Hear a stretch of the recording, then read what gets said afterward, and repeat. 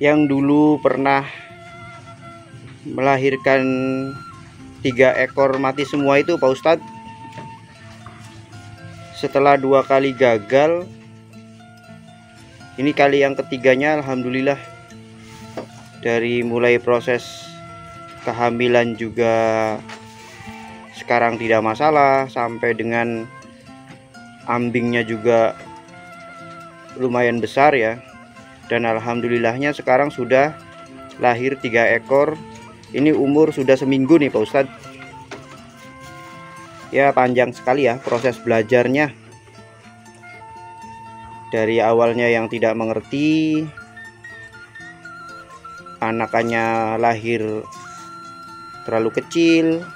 Yang pertama 2 ekor mati semua, kemudian bunting lagi, terus lahir 3 ekor kecil-kecil semua juga mati lagi. Nah ini yang ketiganya alhamdulillah baru dipercaya nih Pak Ustadz sama Allah Subhanahu wa Ta'ala. Mudah-mudahan bisa sampai besar. Oh ya, ini 3 ekor ini 2 betina 1 jantan, bibit kelas B dari Saung Tani.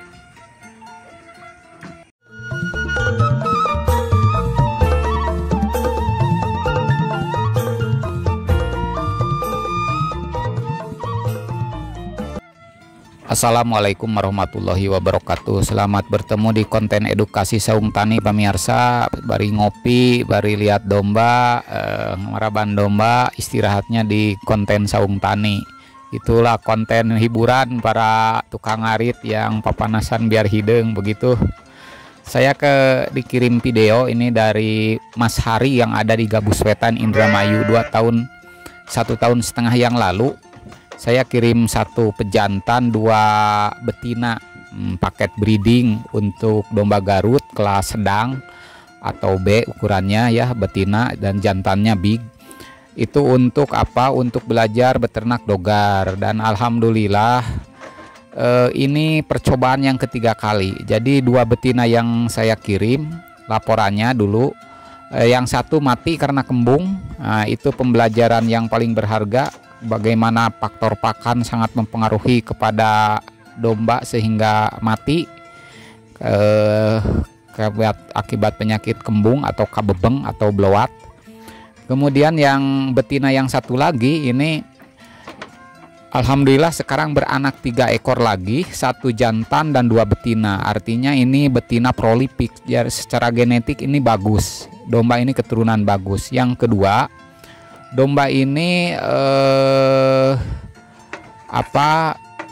mengurus anaknya. Kalau dilihat tadi cara menyusuinya itu sangat sayang kepada anaknya, berarti sifat keibuannya tinggi. Nah itu genetik kan berarti bagus. Ini percobaan yang ketiga kali. Jadi sesuai yang disampaikan Mas Hari tadi, yang pertama 3 ekor mati semua, yang kedua 2 ekor mati lagi kecil-kecil anaknya. Kita evaluasinya apa? Yang pertama ini kan saya kirim bibit darah. Mungkin saja anakan yang pertama itu bisa mati lemah semua, bisa beberapa faktor. Diantaranya yang pertama adalah faktor indukan masih darah atau induk masih muda, belum dewasa tubuh, baru dewasa kelamin. Yang kedua, faktor bibit darah itu ambing masih kecil waktu itu, belum bisa menyusui ya, karena tubuhnya belum dewasa. Itu juga faktor akibat bibit darah. Yang ketiga bisa akibat pejantan masih muda atau induk masih muda. Adapun pejantan tua induk masih muda itu juga mempengaruhi karena masih darah saat itu. Kemudian tadi disampaikan anaknya kecil-kecil. Nah itu bisa faktor kekurangan nutrisi induknya saat mengandung. Jadi janin yang ada di dalam perut indukan itu kekurangan nutrisi makanan dengan kualitas pakan yang memadai dan mencukupi serta bagus atau kualitas yang baik.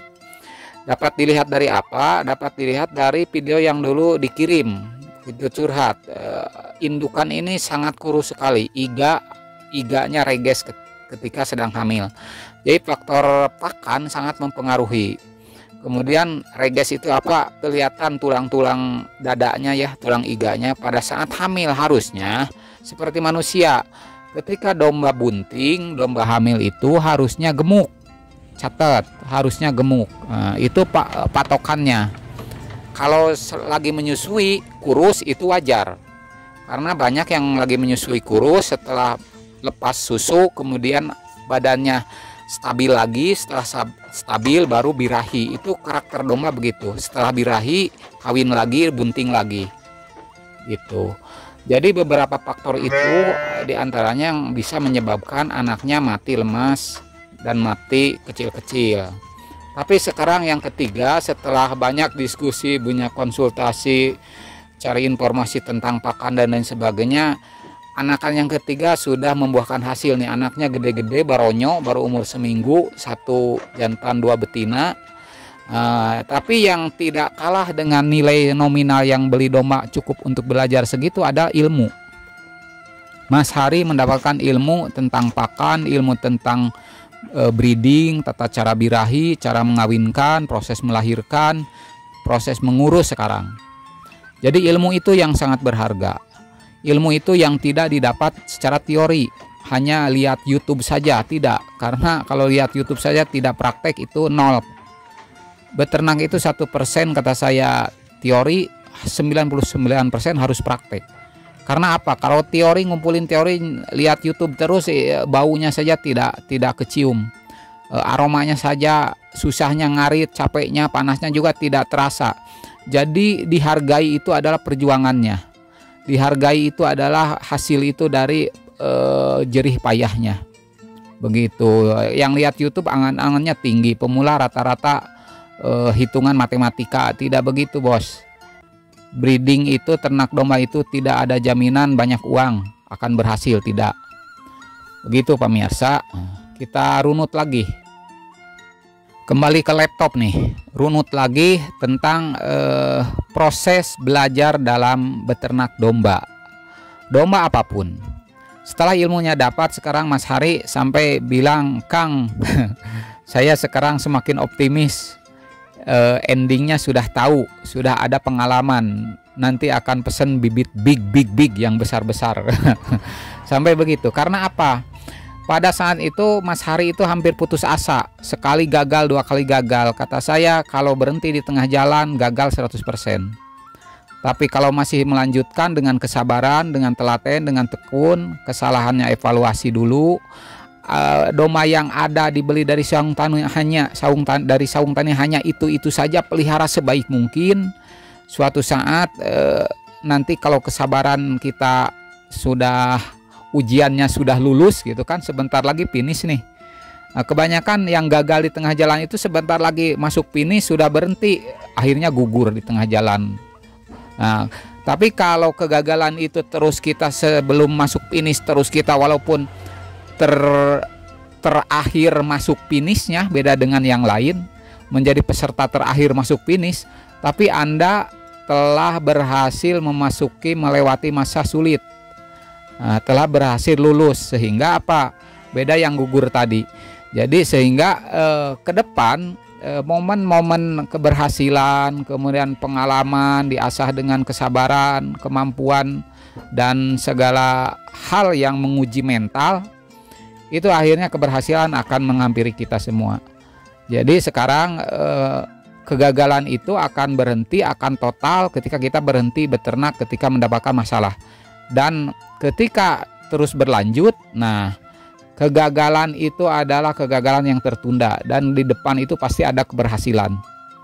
Harus yakin, setelah susah pasti ada senang, setelah senang pasti suatu saat yang mendapatkan kesusahan, setelah naik pasti ada turun dan lain sebagainya. Setelah gagal harus yakin pasti suatu saat akan berhasil.